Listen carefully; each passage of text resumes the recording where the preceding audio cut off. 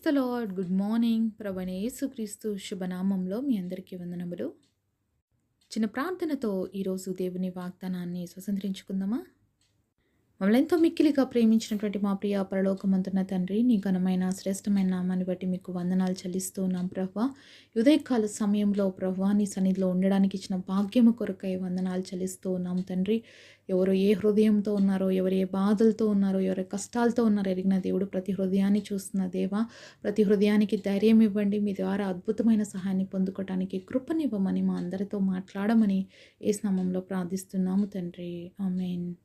ఈరోజు దేవుని వాగ్దానము 2 సమూయేలు గ్రంథము 7వ అధ్యాయము 11వ వచనం. నీ శత్రువుల మీద నీకు జయమిచ్చి నీకు నెమ్మది కలుగజేసి ఉన్నాను. 2 Samuel chapter 7 verse 11 have caused thee to rest from all thy enemies. దేవుడు ఇచ్చినటువంటి అద్భుతమైన వాగ్దానం మనందరి జీవితంలో నెరవేర్చబడను కాక. ఆమేన్. మరి దేవుడి మాటల్ని మనం చూస్తున్నప్పుడు మనకి చాలా ఆశ్చర్యం కలిగిస్తుందండి. ఎందుకంటే ఇక్కడ దేవుడు ఏమన్నాడంటే, మీ శత్రువుల మీద మీకు జయమిచ్చి నెమ్మది కలుగజేసి ఉన్నాను అంటున్నాడు. ఆల్రెడీ శత్రువు పైన జయం ఇచ్చేసాడంట, మరి నెమ్మది కూడా కలుగజేసి ఉన్నాడంట. నిజమే అంటారా? మరి నిజంగా ఈరోజు మీరు నెమ్మదిగా ఉన్నారా? దేవుడు వాక్యం ఎప్పుడు సత్యమైందండి. దేవుడు వాక్యం నమ్మదగినది. ఆయన చేశాను అంటే అది చేసేస్తాడే తప్పకుండా, దాంట్లో ఏ డౌట్ లేదు.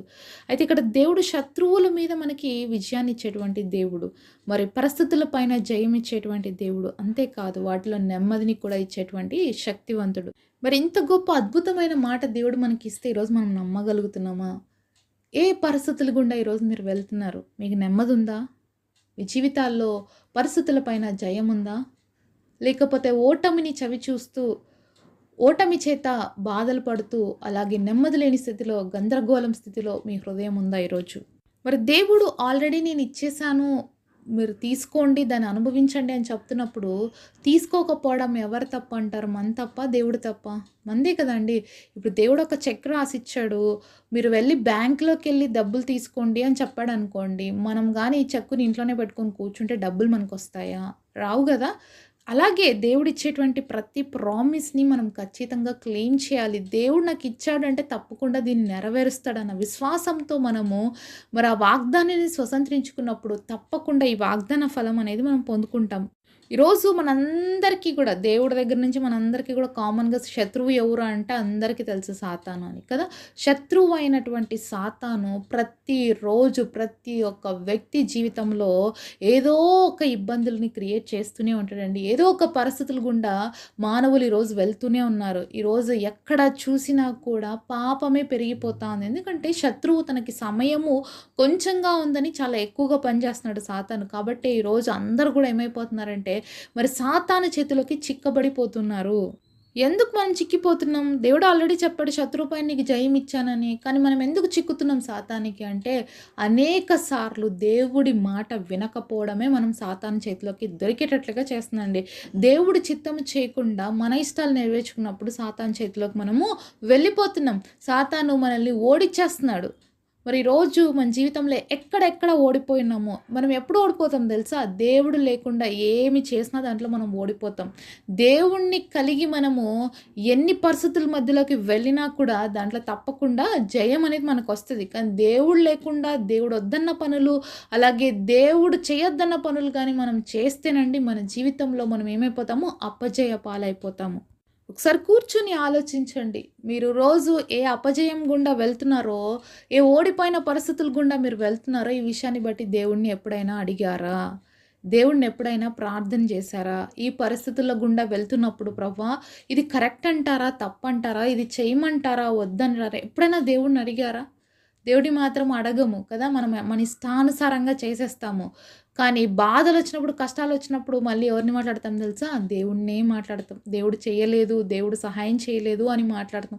కానీ దేవుడు ఆల్రెడీ మనల్ని అలర్ట్ చేస్తున్నాడు. ఇది కరెక్ట్ కాదు, నువ్వు వెళ్ళకూడదు ఈ రూట్లో, ఇది చాలా తప్పు అనేసి దేవుడు చెప్తున్నప్పటికీ కూడా మనం చాలాసార్లు ఆ మార్గాలలో వెళ్ళి, దేవుని చిత్తానికి వ్యతిరేకంగా వెళ్ళి, మన ఇష్టానుసారంగా వెళ్ళిపోయి లాస్ట్కి సాతానికి మనల్ని మనమే అప్పగించుకుంటాం. ఒక్కసారి సాతానికి మనల్ని అప్పగించుకుంటేనండి, సాతాను ఎలా చేస్తాడంటే మనల్ని అది ఊహించలేమనమాట. అంటే బైబిల్‌లో మనం చూసినట్లయితే ఒక వ్యక్తి యెరూషలేము నుంచి యెరికో ప్రాంతానికి వెళ్తున్నాడు. ఇక్కడ యెరూషలేం అంటే దేవుడి మందిరం, దేవుడు ఉండేటువంటి స్థలము అని సూచిస్తుంది.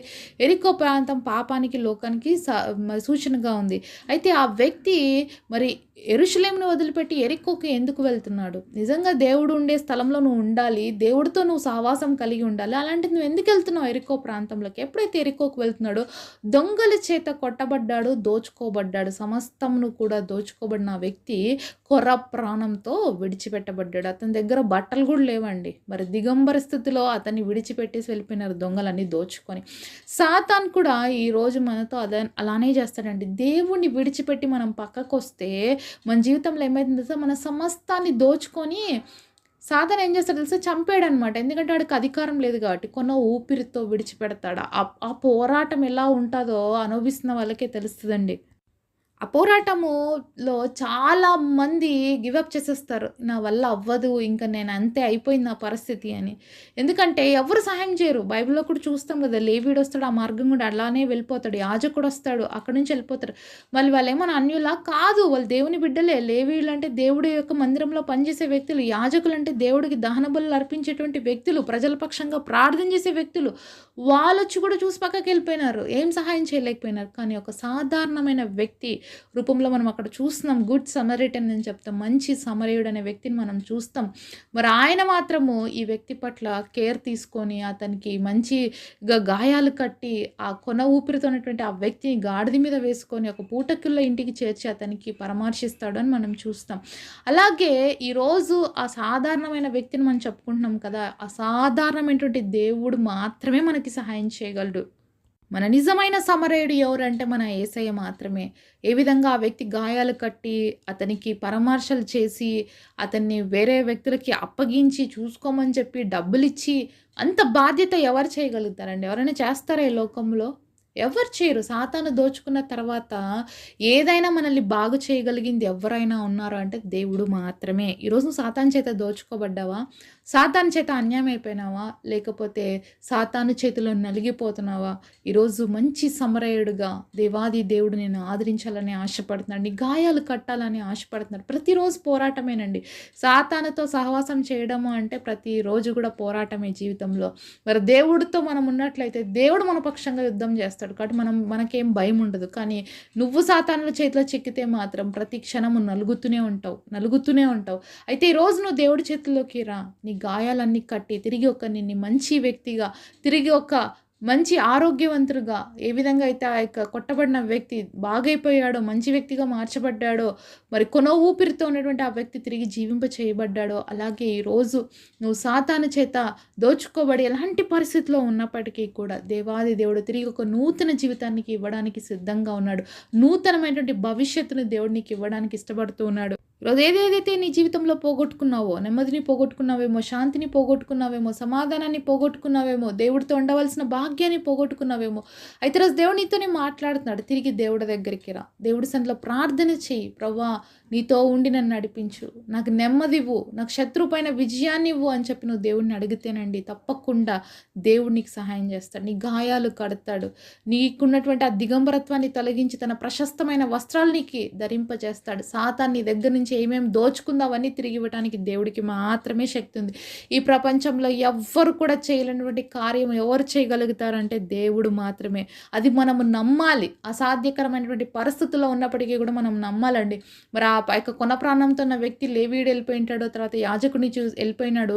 అతను చూసి అయిపోయింది, ఇంకా నా ప్రాణం ఇప్పుడు పోతుంది, నేను చచ్చిపోతాను అంటున్నాడు. కానీ తన జీవితంలో అనుకోలేదు ఒక మంచి సమరుడు నా కోసం పంపబడతాడు, నేను బాగవుతాను అని. అయితే ఈరోజు నువ్వు కూడా నా పరిస్థితులు ఇలానే ఉంటాయేమో, నేను ఇంతేనేమో, ఇంకా బాగవనేమో, లేకపోతే నేను ఈ సమస్యలతోనే కొట్టుమిట్టాడాలేమో, నెమ్మది లేకుండా ఇలానే అయిపోతుందేమో నా జీవితం అని నువ్వు అనుకున్నట్లయితే అది ఎన్నటికీ కాదు. అది ముగింపు కాదు. దేవుడు ఒక అద్భుతాన్ని జీవితంలో చేయాలని ఆశపడుతున్నాడు. అయితే నువ్వు దేవుడి సన్నిధికి రా. నీ జీవితాన్ని దేవుడికి అప్పగించు. మనం ఏ పరిస్థితిలో ఉన్నా విడిచిపెట్టే దేవుడు కాదు మన దేవుడు, అద్భుతాలు చేసే దేవుడు. కాబట్టి నీ జీవితాన్ని ఆయనకు అప్పగించు. అద్భుతాలు రిసీవ్ చేసుకోటి కృప దేవుడు మనందరికీ దయచేయను గాక. పరిశుద్ధులైన మా తండ్రి, మీరు మాతో మాట్లాడిన ప్రతి మాట కొరకు వందనాలు ప్రభువా. విన్న ప్రతి ఒక్కరి జీవితంలో నీ ధైర్యమును, నీ ఆదరణను దయచేయండి. మీరు మాతో ఉన్నారు ప్రభువా. మా జీవితాలు మీకు అప్పగిస్తున్నాం. ప్రభా మంచి సమరేడుగా మా అందరి జీవితాల్ని కంఫర్ట్ చేయండి ప్రభా. మా జీవితాల్లో ధైర్యమును పుట్టించండి. నువ్వు ఉన్నావన్న గొప్ప ఆశ, నిరీక్షణ మా జీవితాల్లో ప్రభా. నీ నామానికి మహిమకరంగా మేము జీవించే విధముగా ఉండుటకు మా అందరికీ కృపనివ్వమని యేసు నామములో ప్రార్థిస్తున్నాము తండ్రి. ఆమేన్.